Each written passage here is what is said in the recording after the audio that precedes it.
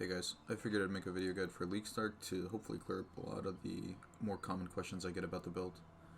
In the background, I'll have some gameplay with SSF for the budget setup play. So first I guess we'll talk about leveling. Here are the gems you're going to want to pick up.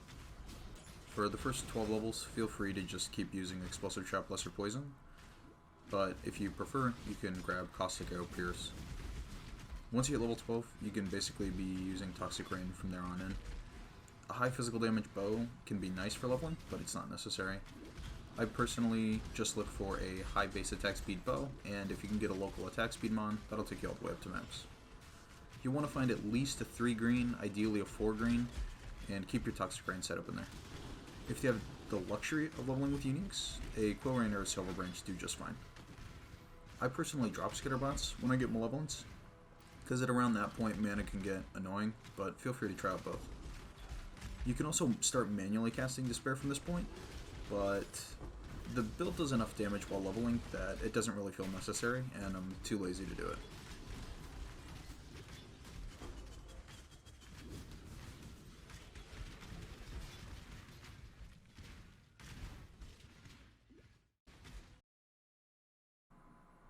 Here's a quick rundown on the leveling tree. If you're playing hardcore or just want to be a little more beefy while leveling, feel free to take the adjacent life earlier than shown.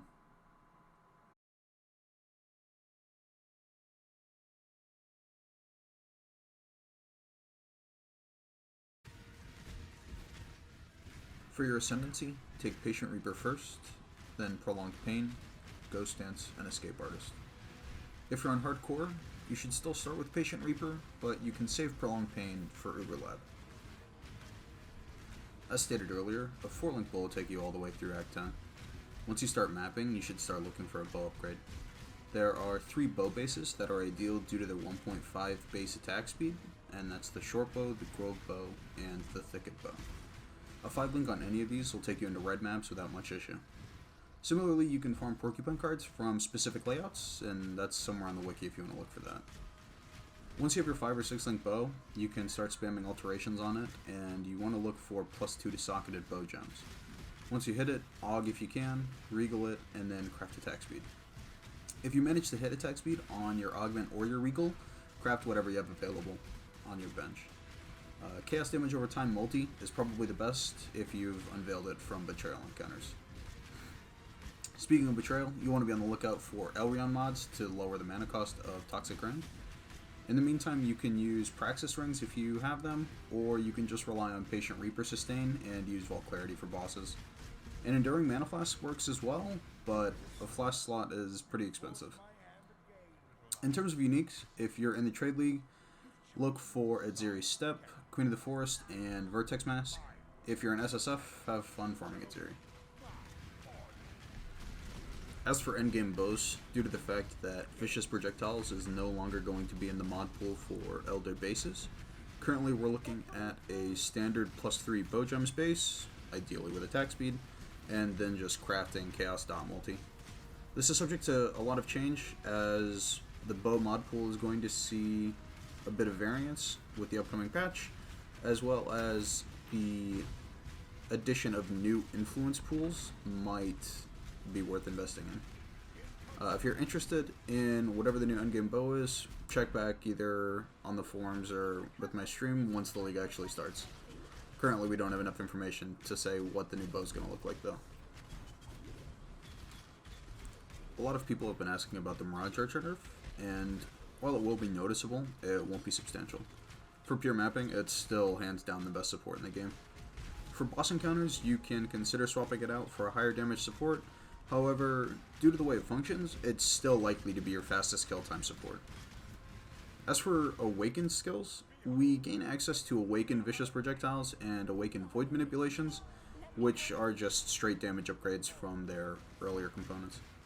There's also potential for Awakened Curse on hit, but I imagine it's going to be either very expensive or difficult to acquire, while also needing a lot of gem experience. This might not be something that's available for SSF players. However, access to a pseudo-free +1 curse is still insanely strong, and we'll use it if it's available. To talk a bit about endgame gem setups, For the bow, you'll want to use Toxic Rain, Mirage Archer, Vicious Projectiles, Void Manipulations, and Swift Affliction. For your 6-link, you can use Efficacy, or if you have access to a high level in power, use that instead. When you feel like you start needing some more boss damage, you want to look at grabbing your Wither Totem setup, and getting quality on these support gems here is pretty important. You're still going to keep using Blinker out faster attacks and cast some damage taken on Mortal Call. You can look at using a Steel Skin if you want, but it has a very high strength requirement, and it's not the default. As for cursing, you can either use a Witchfire's, you could use something like a Maloney's, or more than likely Frenzy or Rain of Arrows curse on hit. With the new Awakened curse on hit support, if you're able to acquire the Awakened version, it's more than likely the best option. As for auras, things can get a little messy here. Initially, you should just completely ignore all mana reservation on the tree. Discipline and Malevolence is 85%, and it's completely fine by themselves. You'll probably want to run a level 1 Clarity for access to Vault Clarity and potentially the minus mana mod on Watcher's Eye, but just Vault Clarity by itself is very nice. If you decide you really want to invest in the build, you can shoot for a very high level Enlighten and put them inside the Vertex Mask, along with a substantial investment on the tree can give you access to another 50% aura like Grace. If you really want to zoom in maps, the Grace movement speed Watcher's Eye here is really nice. However, you really don't need to feel like you have to go this route. Level 4 Enlightens are very expensive, and simply investing this currency elsewhere will also produce great results.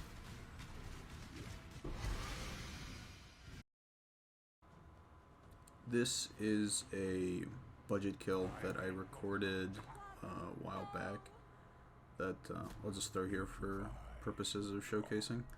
If you're interested as to what gear I was wearing during this kill, I'll put a link to the video below and you can see me talk about the budget setup.